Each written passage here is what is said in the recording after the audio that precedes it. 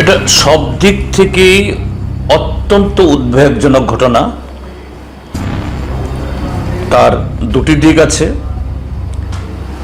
একটা দিক হলো রাজনীতিতে অপোনেন্ট তথা বিরোধী দলের যদি কোনো দুষ্কৃতি থাকে, অবশ্যই অন্য দল তার সমালোচনা করবে, তার উদাহরণ তুলে ধরবে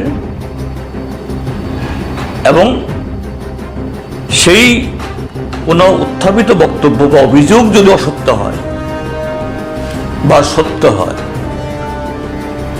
সেই দল গণতান্ত্রিকভাবেই তার জবাব দেবে যে না, এ ঘটনা ঠিক নয় বা নিন্দা জানাবে। এটাই তো আমাদের দেশের রাজনৈতিক কালচার, পরম্পরা। আমাদের গণতন্ত্র, আমাদের সংবিধান এটা বৈধ, এটাকে অ্যালাউ করে। কিন্তু সাম্প্রতিককালে দেখা যাচ্ছে শাসক দলের বিরুদ্ধে যদি কোনো সমালোচনা হয়, তাদের বিরুদ্ধে যদি কোনো কেউ অভিযোগ উত্থাপন করেন, তখন যে কিছু এরকম বাহুবলীদের দিয়ে তাদের খামোশ করে দেওয়ার জন্য, তাদের মুখ বন্ধ করার জন্য সরাসরি সেই ব্যক্তি বা সংগঠনের উপরে দৈহিক আক্রমণ, সম্পত্তি ক্ষতি করা এবং আরো নানাভাবে তাদেরকে কোণঠাসা করার চেষ্টা যেন ত্রিপুরাজ্যের এটা কালচার হয়ে গেছে। অথচ একই ধরনের আচরণ শাসক দলের তরফ থেকে, তাদের সর্বোচ্চ নেতৃত্বের তরফ থেকে অহরহ তারা এসব বলছেন যে বিরোধী দল বা কোন এক রাজনৈতিক দলের নাম করে তাদের ৭৬% এরা পাগল,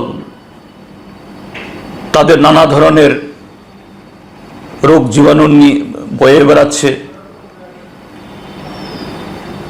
বা তাদেরকে দেশ ছাড়া করা হবে, অমুক নদীতে অমুক সাগরে নিক্ষেপ করা হবে, তাদের অতীতে বহু শিক্ষা দিয়েছি, আবারও তাদেরকে শিক্ষা হবে, হজম করে ফেলা হবে, দুলিশ্বাত করা হবে, নিচ্ছিন্ন করে দেওয়া হবে। শাসক দলের নেতারা যখন এগুলি বলেন, আমরা বিরোধী দল কি করি? আমরা রাজনৈতিকভাবে তার জবাব দিই। এটাই তো আমাদের দেশের রাজনৈতিক সংস্কৃতি বা পরম্পরা। কিন্তু ত্রিপুরাজ্যে বর্তমান যে শাসক গোষ্ঠী বিজেপি বা ত্রিপুরা মথার বিরুদ্ধে কিচ্ছু বলা যাবে না। বিরোধী দল আমরা তো উদাহরণ দিয়ে, যুক্তি দিয়ে কথাগুলো বলছি। আমি দেখেছি গতকাল এই সুদীপ বর্মন মহোদয়ের একটা বক্তব্য। তিনি কি বলেছেন যে মধ্যপ্রদেশে এক বিজেপি নেতা সেখানকার আদিবাসী একজন নাগরিক, তিনি একটা কমপ্লেন জানার জন্য এসেছিলেন,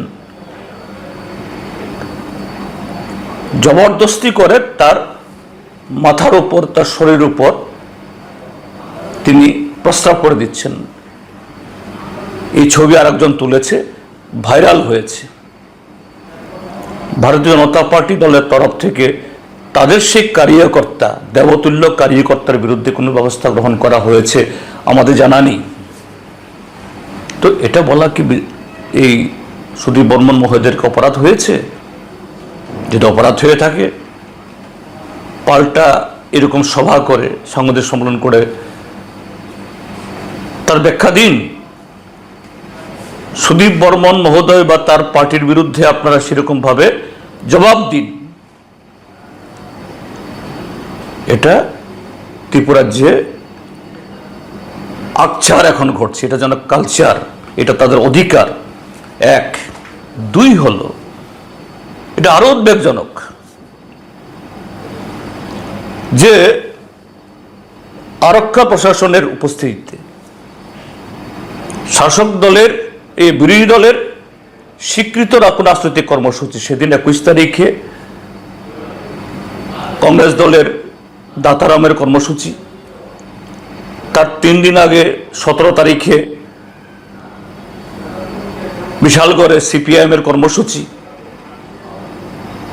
তারপর গতকাল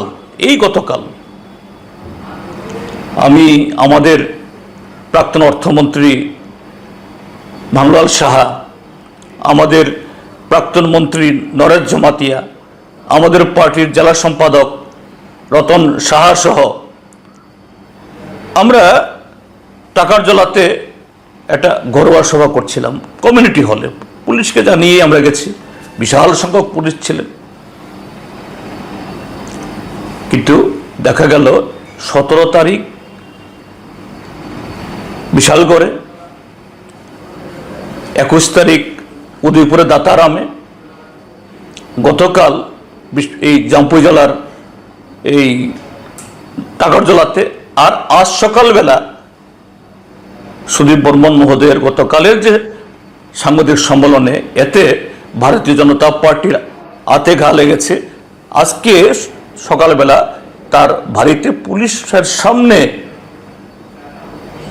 অসংখ্য পুলিশের সামনে জবরদস্তি করে ঢুকে সেখানে তার সম্পত্তি ভাঙচুর করলো। ভাগ্যিস শুধু দৈহিকভাবে তিনি বা তার পরিবারের লোক আক্রান্ত হননি। এটা কোন কালচার? শাসক দল মানে তারা। ইয়াশফা নিয়ে এসেছে ডিলারশিপ এবং ডিস্ট্রিবিউটরশিপের এক অভিনব সুযোগ। আমাদের এখানে রয়েছে ইলেকট্রিক 3 হুইলার্স, ইলেকট্রিক 2 হুইলার্স, 2 হুইলার্সে 15+ মডেলস যেমন ভেলক্স, র্যাকেট 100, গ্লাইড, নেবো, সিইও ইত্যাদি। আজই ডিলারশিপ এবং ডিস্ট্রিবিউটরশিপের বিষয়ে বিস্তারিত জানতে যোগাযোগ করুন ইয়াশফা অটোমোটিভ, মধুবন, কাঁঠালতলি মার্কেট, আগরতলা, পশ্চিম ত্রিপুরা, অথবা যোগাযোগ করুন 8826909147 অথবা 8130707041 নম্বরে, অথবা ভিজিট করুন আমাদের ওয়েবসাইট www.eyashfa.com।